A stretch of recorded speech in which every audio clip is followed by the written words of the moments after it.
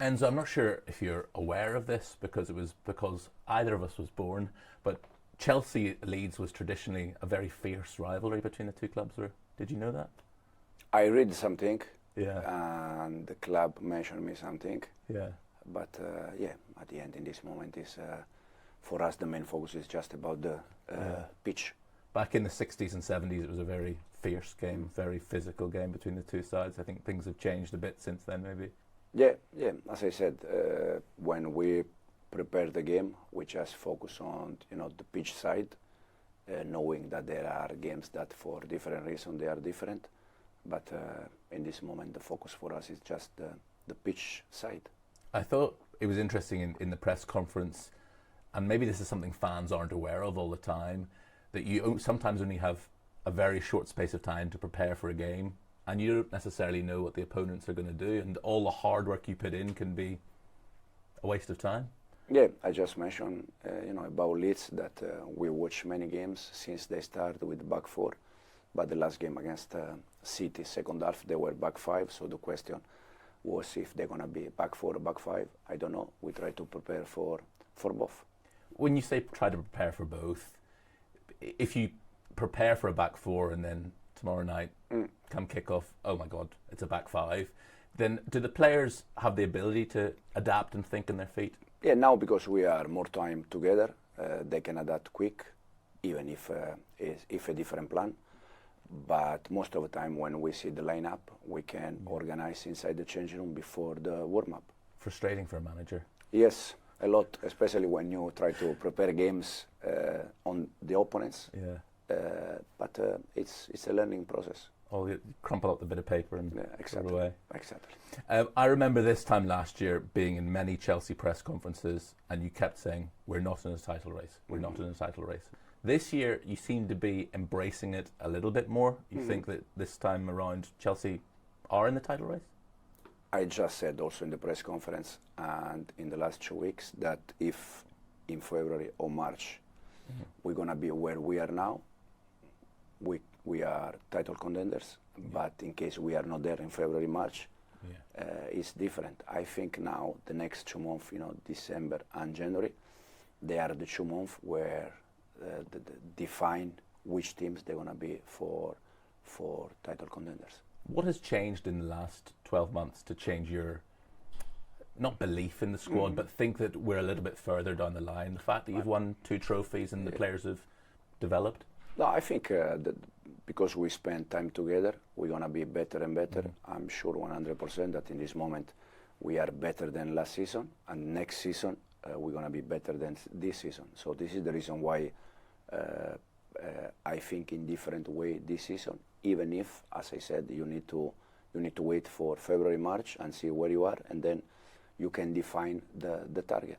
Are you somebody that believes in performances after particular games, like Sunday?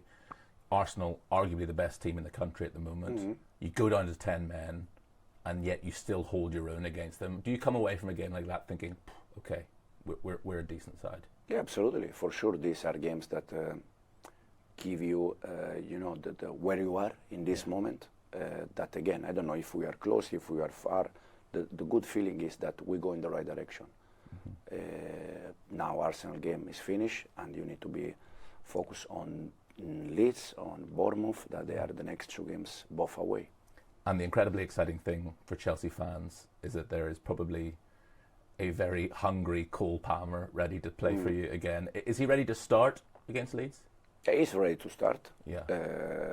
Knowing that it's already a long time that he's out, so he needs to build a little bit the physical condition. What has he been like for the last 2 months? Has he been like an excitable little puppy, just desperate to get out there? Especially in the last week, 2 weeks, that is very close to come back with us. Now he's with us, so he was excited. Then previously, unfortunately, he was injured. He was training apart. So for any players, it's not the right thing. We have an expression in English, climbing the walls. I'm not sure if it translates into Yeah, Italian. yeah. Just so frustrated, you've got so much pent up energy, but no way of letting the energy out. I imagine Cole Palmer is an individual like that. Yeah, exactly. Especially, as I said, in the last 1 or 2 weeks, where he's close to come back, he's close, so he wants to, as you said, it's like this. And it's part of your job as a manager to say, patience, Cole. you'll get on the pitch. Just calm down. Yeah, especially because what we don't want is another injury or some issue that he has to slow down again. So we want him fit, and we want him be fit for the next month. So Cole Palmer coming back, but you're going to have to play the next 3 games without Moises, who is obviously so important. How do you replace a player like Moises Caicedo? It's complicated. With Moy, we are a better team. With Cole, we are a better team. With Levi, we are a better team. But unfortunately, there are injuries like Levi's situation or like Cole's situation, where you as a manager, you need to find option. You need to find different solution. And we're going to try to find solution in the next 3 games because Moy is out. Again, knowing that we are better team with Moy. I think you accepted that it probably was a red card on Sunday, but you have frustrations that there is inconsistency. No, I just said that the interpretation is different. It's not always the same. So it's a little bit bad feeling for us as a manager because, again, I don't think there is huge difference between Moy foul and Bentancur foul. I think they are very similar. And one is a red card and the other one is not red card. So why? This is so sometimes you struggle to understand. But happen and we move on. What do you think about VAR slowing the play down and even showing the still images of Moises' foot? Is that unhelpful? To be honest, I'm a big fan of VAR.